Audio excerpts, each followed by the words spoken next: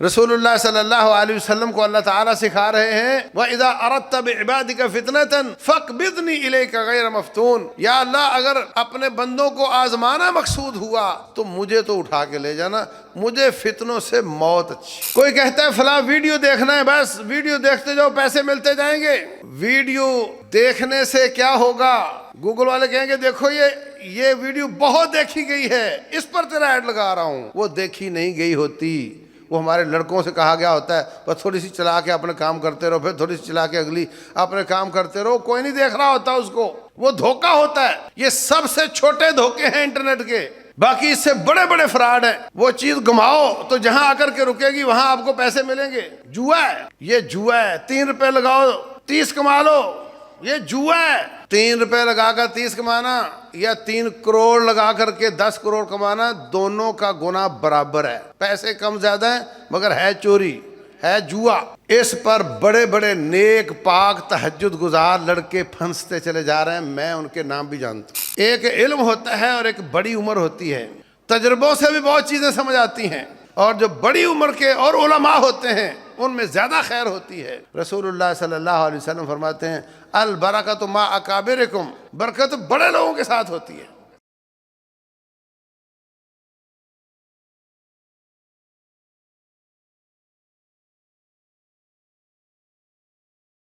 قال اللہ سبحانہ وتعالی فَلْيَحْذَرِ الَّذِينَ يُخَالِفُونَ عَنْ أَمْرِهِ أَن تُصِيبَهُمْ فِتْنَةٌ أَوْ يُصِيبَهُمْ عَذَابٌ أَلِيمٌ۔ وہ لوگ جو اللہ کے رسول صلی اللہ علیہ وسلم کی مخالفت کرتے ہیں ان کو اس بات سے ڈرنا چاہیے کہ یا ان کو فتنہ آ جائے گا یا ان کو دردناک عذاب آ جائے گا۔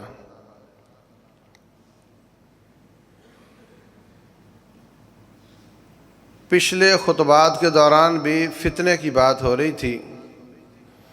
انسان نیک پاک تہجد گزار حج عمرے کرنے والا ہوتا ہے اور کوئی نہ کوئی فتنہ آ جاتا ہے جس سے وہ بالکل کسی کام کا نہیں رہتا۔ جس کو نیکی کہتا ہے اس کو برائی کہنے لگ جاتا ہے، جس باپ سے محبت کرتا ہے اس کو واجب القتل کہنے لگ جاتا ہے۔ بسا اوقات مدرسے سے فارغ تحصیل بھی ہوتا ہے اور بسا اوقات مدینہ یونیورسٹی سے فارغ تحصیل بھی ہوتا ہے، مگر فتنہ آ جائے سنبھل نہیں پاتا۔ رسول اللہ صلی اللہ علیہ وسلم کو اللہ تبارک و تعالی نے، سنن ترمذی کی حدیث ہے، فرمایا جب آپ نماز ختم کریں تو یہ دعا پڑھا کریں وَإِذَا أَرَدْتَ بِعِبَادِكَ فِتْنَةً فَاقْبِضْنِي إِلَيْكَ غَيْرَ مَفْتُونٍ اللهم إني أسألك فعل الخيرات وترك المنكرات وحب المساكين وإذا أردت بعبادك فتنة فاقبضني إليك غير مفتون۔ اے اللہ میں آپ سے نیکی کے کام کرنے کی توفیق مانگتا ہوں، برائیوں کو چھوڑنے کی توفیق مانگتا ہوں اور مسکینوں سے محبت مانگتا ہوں، مسکینوں سے محبت مانگتا ہوں۔ اور اگر آپ کا ارادہ بندوں کو فتنے میں ڈالنے کا ہو تو میں محمد کو فتنوں سے پہلے اپنے پاس لے جانا صلی اللہ علیہ وسلم۔ یہ سکھا رہا ہے اللہ اپنے حبیب کو، اور نبی صلی اللہ علیہ وسلم سکھا رہے ہیں اپنے امتیوں کو۔ یعنی فتنہ جب آ جائے تو کچھ باقی نہیں رہ جاتا، اس سے موت اچھی۔ اس حدیث کا کیا مطلب بنتا ہے؟ فتنے والی زندگی سے موت اچھی، کیونکہ فتنے والا بندہ وہ گناہوں میں اضافہ کرتا ہے، تو گناہوں میں اضافہ کرنے والی زندگی تو نہیں چاہیے ہمیں تو نیکیوں میں اضافہ کرنے والی زندگی چاہیے۔ تو میرے عزیز بھائیوں، مت سمجھنا کہ یہ بار بار فتنوں کی بات اکتا گئے ہم تو سن سن کر، نہیں، یہ ہماری ضرورت ہے۔ فتنوں سے بچنے کے لیے کیا کرنا چاہیے؟ سب سے پہلی بات یہ ہے کہ کتاب و سنت کو لازم پکڑا جائے۔ فَلْيَحْذَرِ الَّذِينَ يُخَالِفُونَ عَنْ أَمْرِهِ، وہ لوگ جو رسول اللہ صلی اللہ علیہ وسلم کی بات کی مخالفت کرتے ہیں، ان کو ڈرنا چاہیے کہ ان کو یا فتنہ آ جائے گا یا دردناک عذاب آ جائے گا۔ امام مالک رحمۃ اللہ علیہ مسجد نبوی میں ہوتے تھے۔ ایک شخص سوال کرتا ہے، یہاں سے 9 کلومیٹر مکہ روڈ پر جائیں گے، مسجد نبوی سے 9 کلومیٹر، وہاں مسجد ذوالحلیفہ ہے، وہاں سے احرام باندھیں گے، پھر عمرے کے لیے جائیں گے، تو وہاں سے لے کر کعبہ تک کا سفر عبادت کا سفر ہوگا، احرام والا سفر ہوگا، پابندیوں والا سفر ہوگا۔ تو اگر میں مسجد نبوی سے ہی احرام باندھ لوں، یہاں سے ہی نیت کر لوں، تو یہ 9 کلومیٹر کا حصہ بھی عبادت کا حصہ بن جائے گا، عبادت میں اضافہ ہو جائے گا۔ یہ ایسے ہی ہے کہ کوئی کہے کہ 4 رکعتیں ظہر کی پڑھوں گا، 4 بار فاتحہ ہوگی، 4 بار باقی اذکار ہوں گے، تو اگر 100 نمبر ملیں گے تو 1 رکعت کے 25 ہوئے، اور اگر میں 5 رکعتیں پڑھوں تو مجھے 125 ملیں گے، 6 پڑھوں تو مجھے 150 نمبر ملے گا، میں رکعات میں اضافہ کر لوں۔ امام مالک فرمانے لگے، انی اخشی ان تصیبک فتنہ او عذاب علیم، مجھے اس بات کا ڈر ہے اگر تو نے ایسے کیا، یا تجھے کوئی نہ کوئی فتنہ آ جائے گا یا تجھے اللہ تعالیٰ کا دردناک عذاب آ جائے گا۔ مخالفتوں سے فتنے آتے ہیں، یہ آیت کیا بتاتی ہے؟ اللہ اس کے رسول صلی اللہ علیہ وسلم کی مخالفت کرنے سے فتنے آتے ہیں۔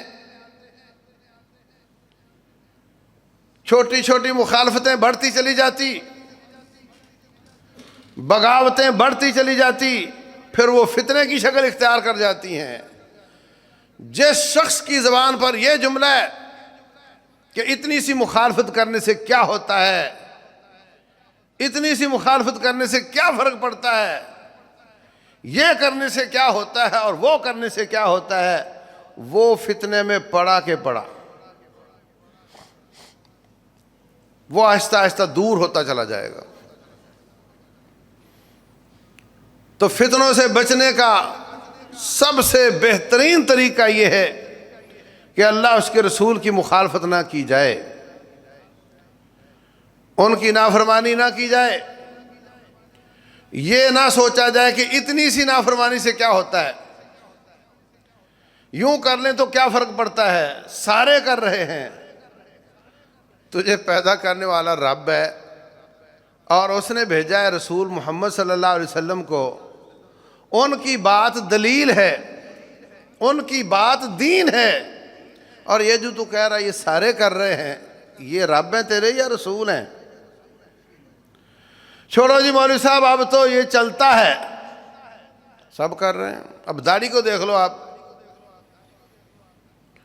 داڑھی چھیلتا ہے، اپنے نبی اور ان کے صحابہ کرام کی شکل مبارک کو پسند نہیں کرتا، اور کہتے ہیں جی اس میں کیا ہے، اب تو چلتا ہے، اب سارے کر رہے ہیں، اب تو سارے کر رہے ہیں۔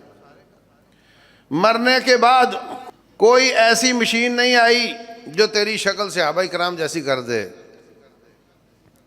نہ آئے گی۔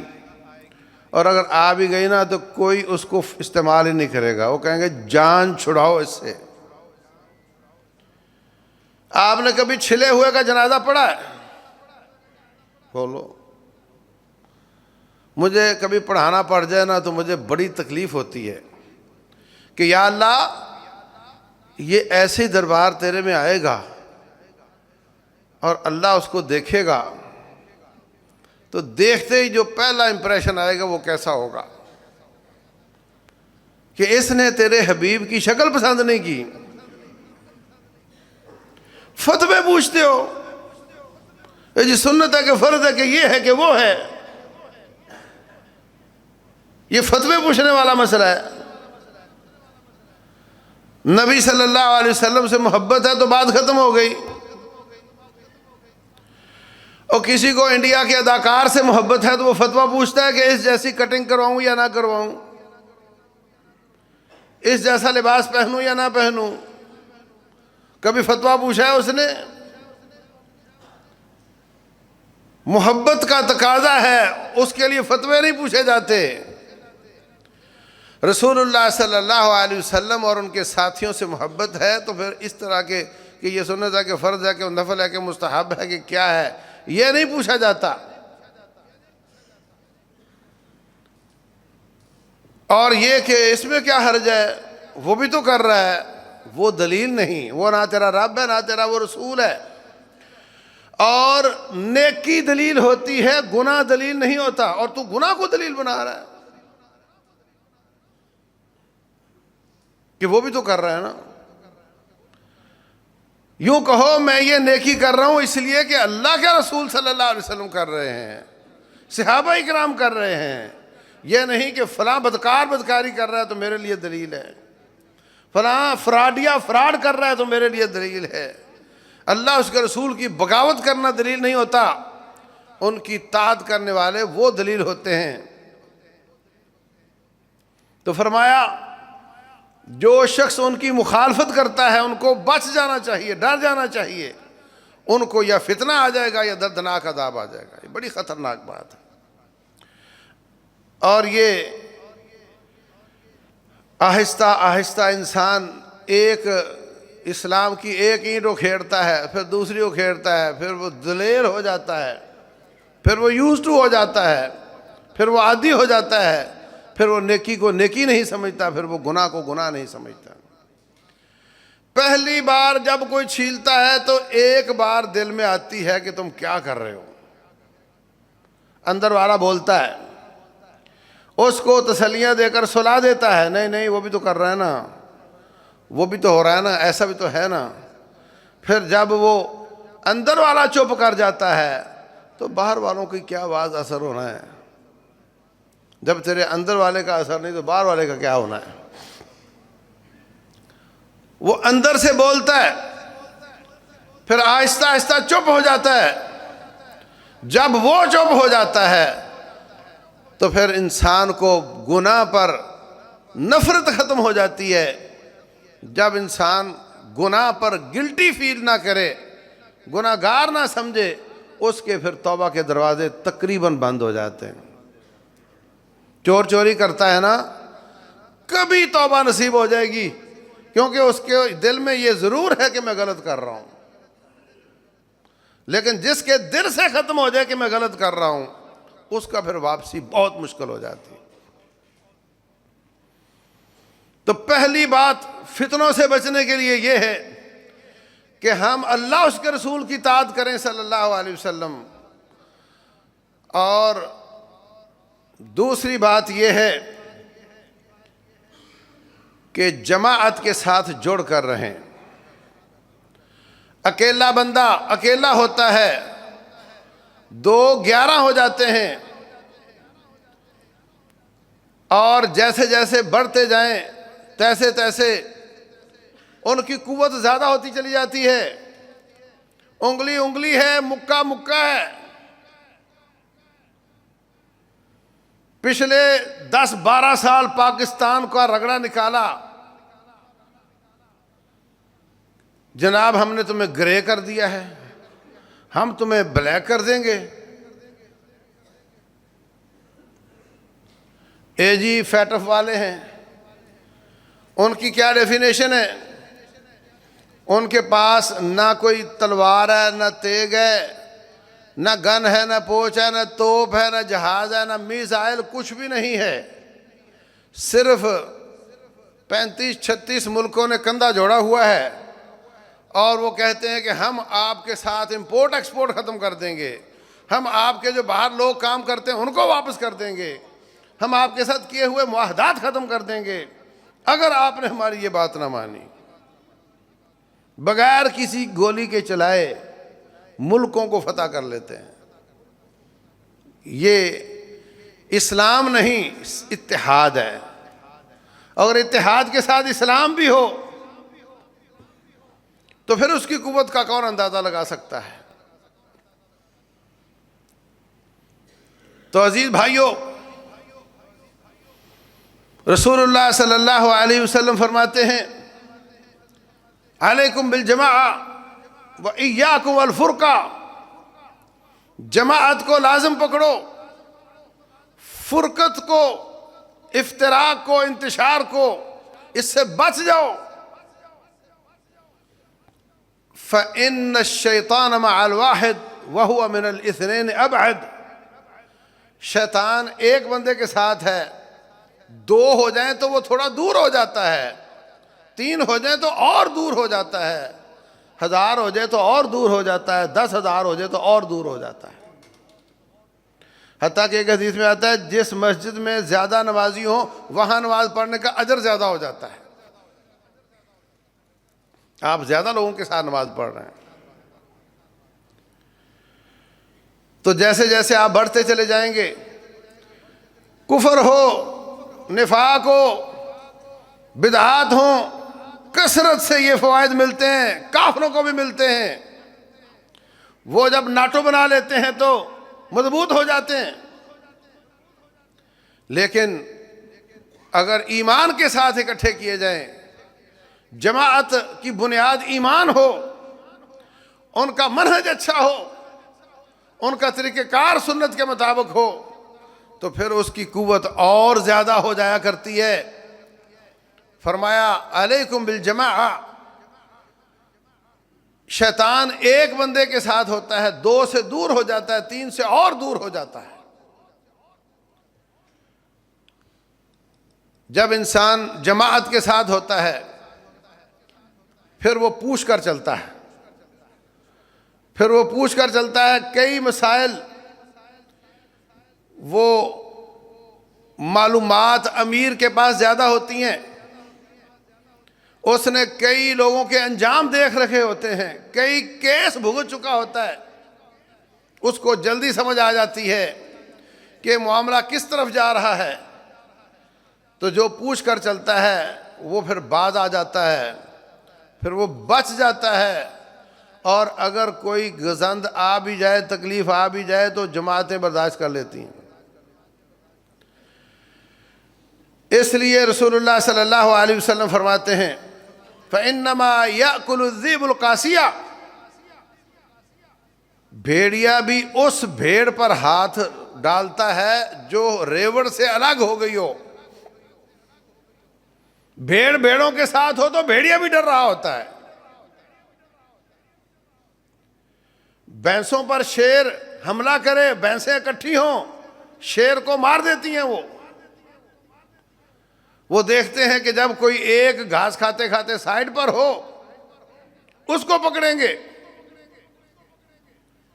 اکیلے والوں پر شکاری اپنا نشانہ بناتے ہیں، جب وہ اکٹھے ہوں تو شکاری بھی ان سے ڈرتے ہیں۔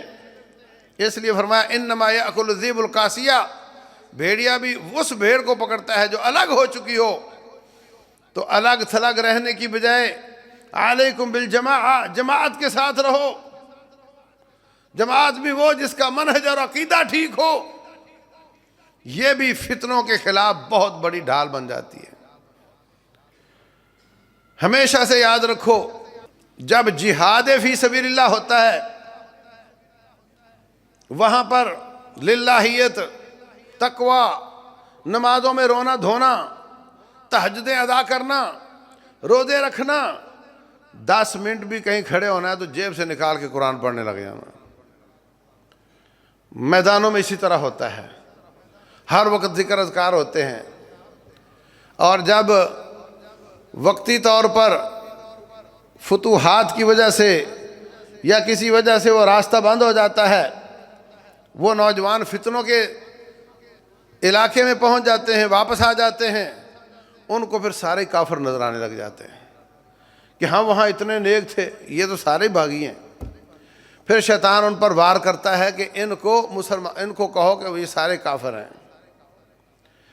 جب آپ سے دوسرے لوگوں کا اتنا زیادہ فرق ہو، پھر شیطان ان کو اس کام پہ لگا دیتا ہے۔ ہمیشہ جہادوں کے بعد داعشیں بنا کرتی ہیں، لیکن جو جماعت کے ساتھ جڑا ہوا ہو، جن کی جماعت کا منہج اور عقیدہ اچھا ہو، وہ پھر اس سے بچ جاتے ہیں، اور جو اس طریقے سے الگ تھلگ ہو کر بس اوقات اپنے امیر کو بھی برا کہنے لگ جاتے ہیں، اپنے علماء کو بھی برا کہنے لگ جاتے ہیں، پھر وہ ایسا ہے جیسے کوئی کشتی ہو اور اس کے بادبان ٹوٹ چکے ہوں اور ناخدا اس کا مر چکا ہو، اور پھر جدھر سے تھپیڑے آئیں اس کو ادھر لے جائیں، ادھر سے آئیں تو ادھر لے جائیں، ایسی کشتیاں پار نہیں لگا کرتی۔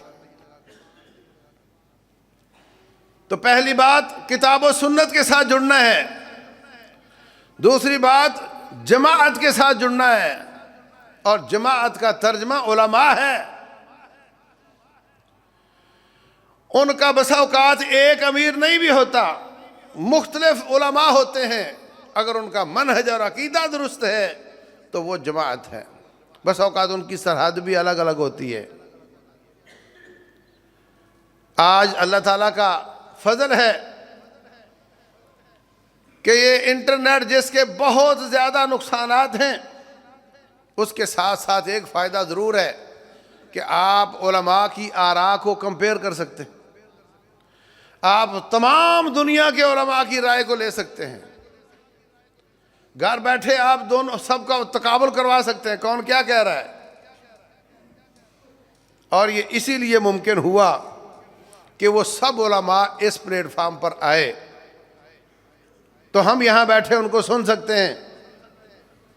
یہ بھی ان کا ایک اجتہاد ہے کہ تصویر کے حرام ہونے کے باوجود انہوں نے سوچا کہ اس جگہ پر اگر ہم نے دین کی دعوت نہ دی تو لوگ محروم رہ جائیں گے، اور جو غلط قسم کے لوگ بدعات پھیلانے والے ہیں وہ لوگوں کو گمراہ کر دیں گے، اس لیے حق کی بات یہاں بیان کرنے کے لیے آپ کو آگے آنا پڑے گا۔ وہ آئے ہیں، ان کی آج باتیں سننے کو مل جاتی ہیں، دیکھنے کو مل جاتی ہیں۔ تو بھائیو، اللہ اس کے رسول کی مخالفت سے بچنا اور جماعت کے ساتھ جڑ جانا اور علماء کے ساتھ جڑ جانا۔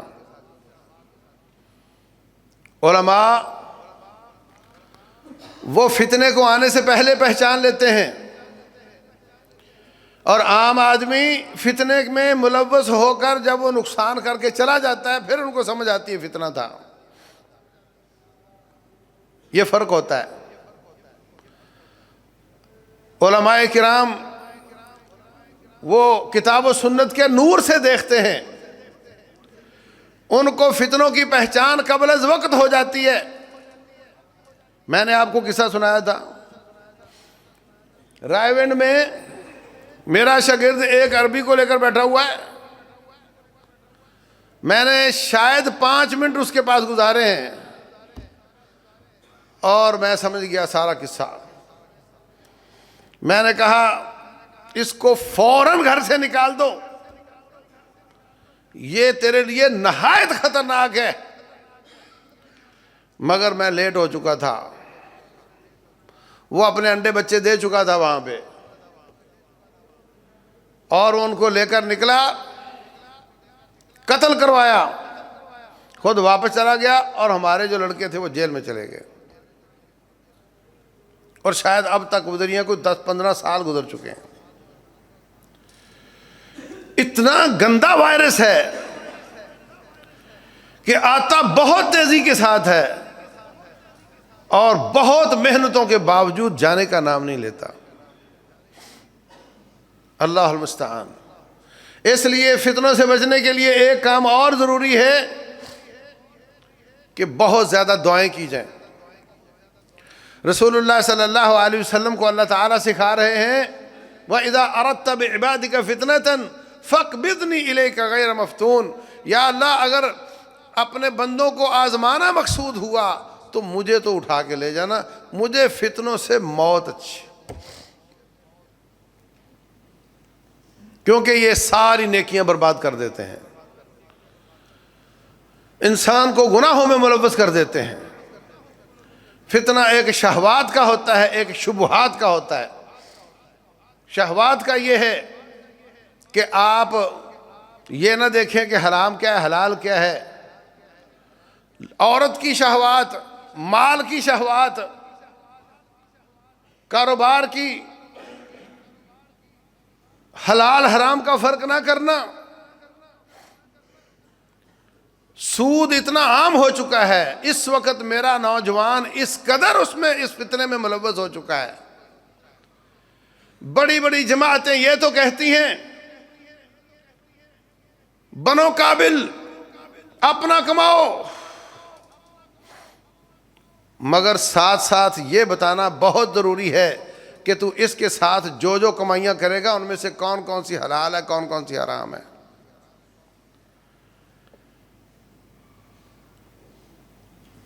کمپنی والا کوئی بھی ہو،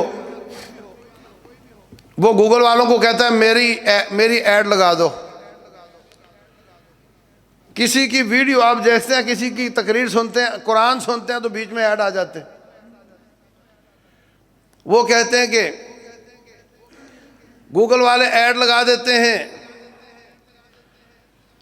جو ویڈیو بہت دیکھی جا رہی ہو اس پر لگے ہوئے ایڈ کے وہ زیادہ پیسے لیتے ہیں،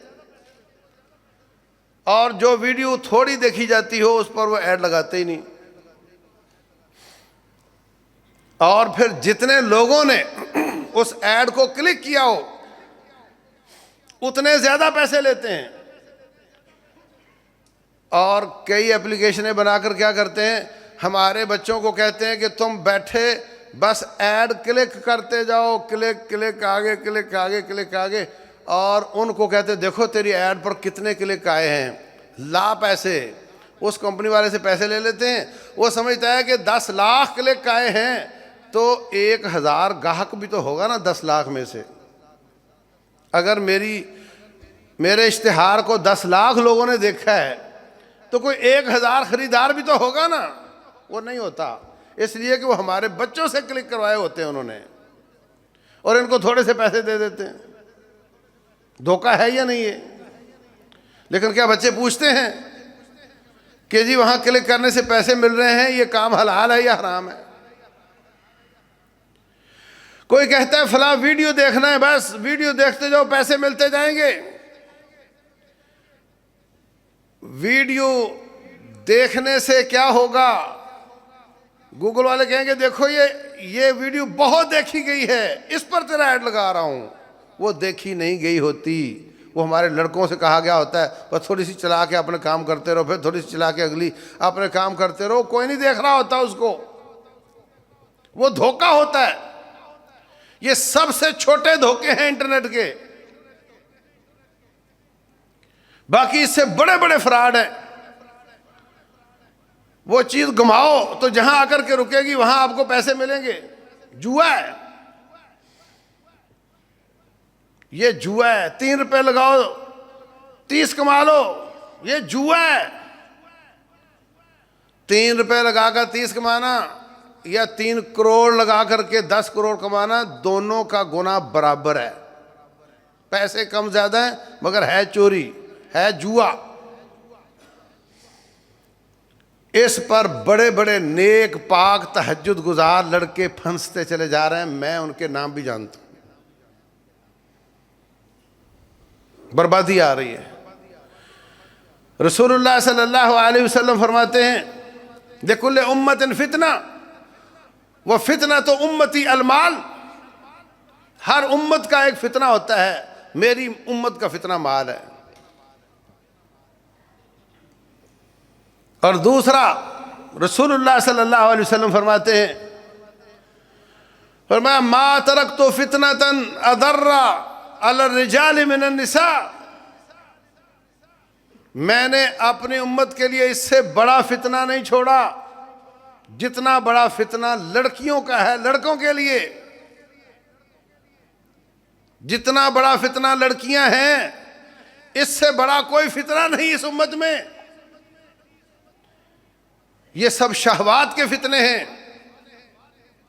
اور اس میں بھی دھڑا دھڑ لوگ شکار ہوتے چلے جا رہے ہیں۔ یہ جی انڈیا سے چلی تھی، فیس بک پر آئی تھی اور پاکستان پہنچ گئی، اور اس کے کیس ہو جاتے ہیں، کچھ واپس کر دیتے ہیں، کچھ نہیں کرتے، کچھ پاکستان کی انڈیا ہندوؤں کے ساتھ شادیاں کر لیتی ہیں۔ ایمان گیا ہے کہ نہیں؟ فتنے سے ایمان جاتا رہتا ہے۔ یہ کچھ لوگ عورت مرد بن کر باتیں کر رہے ہوتے ہیں، ٹریپ پہ لا رہے ہوتے ہیں لوگوں کو۔ کچھ عورتیں مردوں والی آواز میں باتیں کر رہی ہوتی ہیں۔ بہت کچھ ہو رہا ہوتا ہے لوگوں کو پھانسنے کے لیے، بہت کچھ ہو رہا ہوتا ہے اور ہو رہا ہے۔ اور یہ شہوات کے فتنے اور وہ شبہات کے فتنے، اور یہ سارے بڑھتے چلے جا رہے ہیں۔ اور افسوس یہ ہے کہ اب علماء سے لوگوں نے پوچھنا بھی بہت حد تک بند کر دیا ہے، اور کچھ ایسا بھی ہے کہ علماء کو ان باریکیوں کا اتنا اندازہ بھی نہیں ہے۔ سب کو، کچھ کو ہے۔ تو میرے عزیز بھائیوں، جماعت کے ساتھ جڑ کر رہو، علماء کے ساتھ جڑ کر رہو۔ میں نے آپ کو سنایا تھا کہ ایک پادری مسلمان ہوا ہے سندھ کا، وہ کہتا ہے میں جرمنی میں پڑھا، میں آسٹریلیا میں پڑھا، مجھے بہت دور دور پڑھایا انہوں نے، اور جو ٹارگٹ دیا وہ یہ تھا کہ اس مسلمانوں کو، پاکستان کے مسلمانوں کو علماء سے دور کرنا ہے۔ کہتا میں اور میری بیوی بس میں بیٹھ جاتے اور وہاں پر ایک داڑھی چھلا ہوا ہم نے رکھا ہوا تھا، وہ بھی بس میں بیٹھ جاتا، اور وہ کیا کرتے کہ اچھا ایک داڑھی والا بھی ہم نے رکھا ہوا تھا، وہ بھی ہمارا بندہ تھا، یہ 4 بندے بیٹھ جاتے۔ تو یہ جو پادری کھڑا ہو کر کہتا ہے جی میں بیماروں کے لیے دعا کرتا ہوں، بیماروں کو شفا مل جاتی ہے، تو آپ جو میرے سے دعا کروانا چاہتا ہے کروا سکتا ہے، میں پادری ہوں۔ وہ تو جو داڑھی والا رکھا ہوا تھا وہ اس کے اوپر فتوے جھڑنے شروع کر دیتا کھڑا ہو کر، اوے تم کافر ہو، تم نجس ہو، تم چوڑے ہو، عیسائی ہو، تم ایسے ہو ویسے ہو۔ تو وہ جو داڑھی والا ہے وہ فتوے لگا دیتا، وہ جو داڑھی کے بغیر بٹھایا ہوتا وہ کہتا ہے نہیں جی نہیں چھوڑیں ان کو، آپ میرے لیے دعا کریں، میرا فلاں بچہ ہے اس کو یہ مسئلہ ہے، مجھے یہ مسئلہ ہے۔ وہ دعا کرتا، وہ کہتا جی میں تو ٹھیک ہو گیا۔ اب ساری گاڑی والے اس مولوی صاحب کو لعن طعن شروع کر دیتے، اور اس کے بعد میری بیوی کھڑی ہوتی اور وہ عورتوں سے رابطے کرتی اور ان سے کے فون نمبر لیتی اور ان کے ہم گھروں تک جاتے، ان کو لٹریچر دیتے، اور میرا اس میں ٹارگٹ یہ تھا کہ لوگوں کو علماء سے دور کرنا، یہ میرا مقصد تھا۔ علماء کو بدنام کرنا ہے،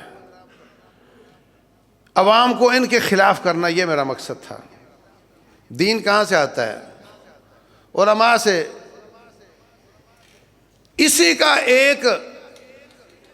فتنے کا ایک جز یہ بھی ہے کہ علماء سے دین نہ لو، انجینئر سے لو، MBBS ڈاکٹر سے لو، یہ دین دیں گے آپ کو، علماء سے نہ لو۔ اس فتنے کو ہوا ان علماء نے دی جو بیچارے پڑھے لکھے نہیں تھے، گیٹ اپ بنا کر کے ممبروں پہ کھڑے تھے، انہوں نے بڑا نقصان کیا۔ تو میرے عزیز بھائیوں، ڈیبیٹ کروائی جاتی ہے ٹی وی پر، یہ بھی بہت بڑا فتنہ ہے۔ جو موقف آپ کو پسند ہے اس موقف کا بندہ چرب زبان لے کر آئیں گے، اور جو موقف اگرچہ حق ہے مگر وہ آپ چاہتے ہو کہ یہ ہار جائے، اس موقف کا بندہ کوئی کمزور لے کر آئیں گے اور لا کر کے بٹھا کر بات کروائیں گے ٹی وی پہ بیٹھ کر۔ وہ چرب زبان جیت جائے گا، اور جو حق پر تھا وہ کمزور ہے، وہ زیادہ بات نہیں کر پایا، وہ ہار جائے گا، اور لوگوں کو بتائیں گے کہ یہ موقف صحیح ہے، یہ غلط ہے۔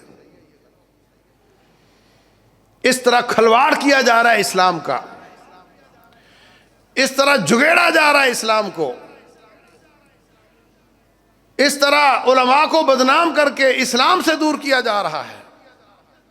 تو فتنوں سے بچنا ہے، آگے بڑھو، خود پڑھنے کی کوشش کرو، نابینے نہ بنو۔ جو سوچ، جو عقل، جو فکر، جو فہم اللہ تعالیٰ نے دی ہے اس کو اللہ کے دین کو سمجھنے کے لیے استعمال کرو۔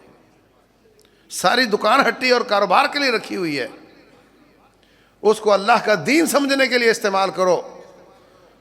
یہ فتنوں کا دور ہے، مگر اللہ کا فضل ہے کہ تمام قرآن، تفسیریں، حدیث، اس کی شروحات آپ کو اپنی زبان میں مل جاتی ہیں، اور خریدنے کے بغیر پی ڈی ایف میں نیٹ پر مل جاتی ہیں، بلا قیمت مل جاتی ہیں۔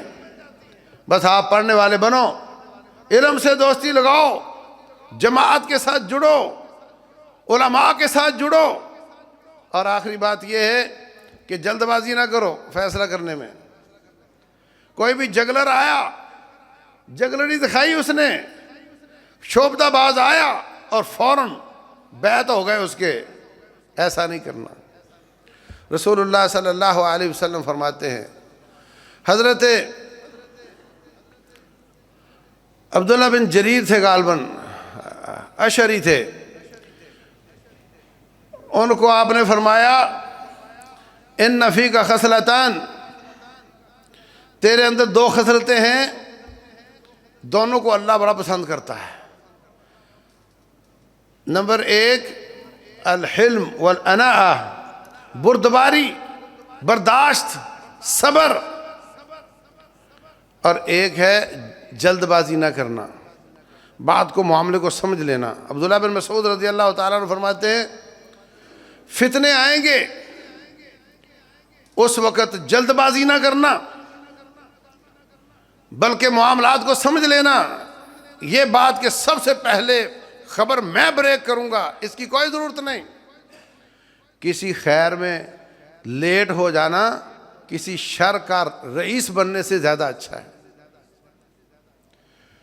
شر کا دروازہ کھولنے پر جتنے لوگ شر پر چلیں گے سب کا گناہ ملے گا، خیر کا دروازہ کھولنے پر خیر کا، سب کی خیر کا اجر ملے گا۔ مگر کہیں فتنے کا ڈر ہو، کہیں مسئلہ ہو کہ یہ معاملہ ابھی پوری طرح کھلا نہیں ہے، تو وہاں پر جلد بازی نہیں کرنی، سمجھ سوچ کے ساتھ 10 لوگوں کے مشورہ کر کے، ایک علم ہوتا ہے اور ایک بڑی عمر ہوتی ہے، تجربوں سے بھی بہت چیزیں سمجھ آتی ہیں، اور جو بڑی عمر کے اور علماء ہوتے ہیں ان میں زیادہ خیر ہوتی ہے۔ رسول اللہ صلی اللہ علیہ وسلم فرماتے ہیں البرکۃ مع اکابرکم، برکت بڑے لوگوں کے ساتھ ہوتی ہے۔ تو خود ہی مفتی، خود ہی سائل اور خود ہی فیصلے کر کے چل پڑنا، یہ لوگ فتنے میں جانے والے ہوتے ہیں۔ اور سمجھدار لوگ شیئر کرتے ہیں، پوچھتے ہیں، بڑوں سے بات کرتے ہیں اور سمجھداری کے ساتھ فیصلہ کرتے ہیں۔ رب ذوالجلال والاکرام ہمیں اور ہمارے تمام نوجوانوں کو فتنوں سے محفوظ رکھے، اسلام سے جڑنے کی توفیق دے، حقہ علماء حق کے ساتھ جڑنے کی توفیق دے۔ رب ذوالجلال والاکرام ایمان پر خاتمہ کرے، شہادت کی موت نصیب فرمائے۔ واللہ اعلم، وصلی اللہ وسلم وبارک علی نبینا محمد۔